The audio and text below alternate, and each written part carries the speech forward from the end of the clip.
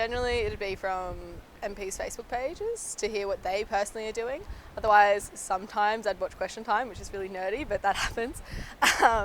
And a lot of my friends as well, they work for MPs and senators, so I can get information from them from internal politics.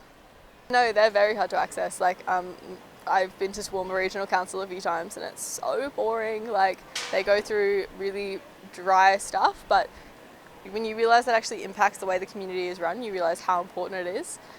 So I suppose, yeah, like no one goes and keeps the council really accountable. So to me, that would be very useful because then I could see it. Like, I mean, if it included things like UQU, which I'm very interested in and I adore attending UQU council meetings.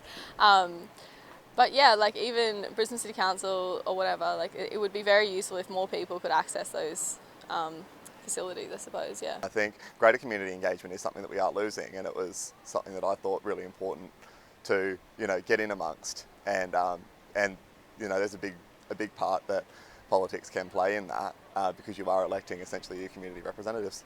Something that the regional TV stations and newspapers do so well is covering the local stories that where differences are made, but we sort of lose that when it comes into commercial media organisations, and so you hear a lot about the sex scandals and the more controversial stuff, but a lot less about grassroots community and community issues.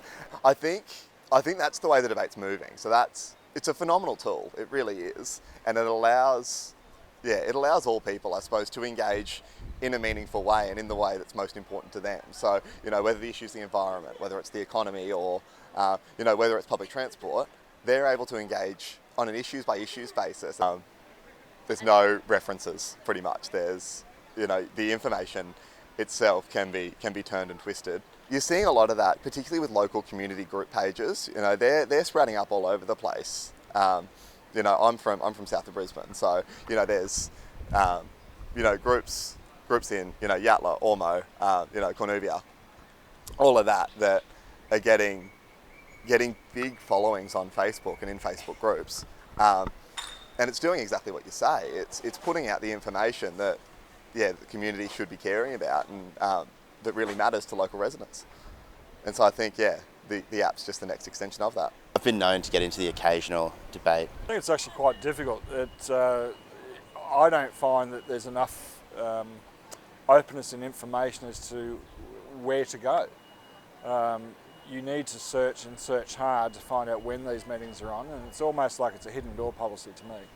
Listen, only yesterday I went onto the Brisbane City Council website to see what was on this weekend, and I was getting information dating back 6 months ago, 5 months ago, 4 months ago, before I could even find something that was relevant for what I was looking for. I believe Brisbane is unique in that it's not a centralised capital compared to other states. I tend to find that we are very much either a southeast Queensland broadcast or a overall state broadcast.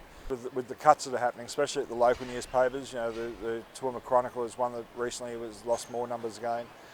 The community's losing its advocacy, and that's a crying shame, because at the end of the day, without that advocacy of the local newspaper, I'm an advocate of what the local newspaper used to do.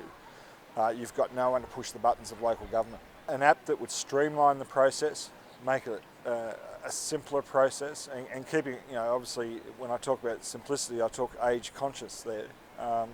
It's anything that makes the connection between the council or the local government authority and the end user an easier process, an easier experience, a happier experience, can only be a good thing. I really think for the average Joe, something like that is really going to increase it. I mean, I know some people are set in their ways, but everyone else just has no idea and they don't really care. And because they only read their local paper, maybe they read the footy section, unless it gets put in front of them and they actually have easy access to it in a way that they can understand, which is ideally, from what you've described to me, is what it sounds like, then people can change and actually get involved in stuff that affects their life. Otherwise, you just give them an app, say in your spare time, mate, if you want to know what's happening in your local area, it'll tell you what is going on in your area. I think Facebook is the worst possible place to have political discussion. I hate political discussion on Facebook. It doesn't belong there.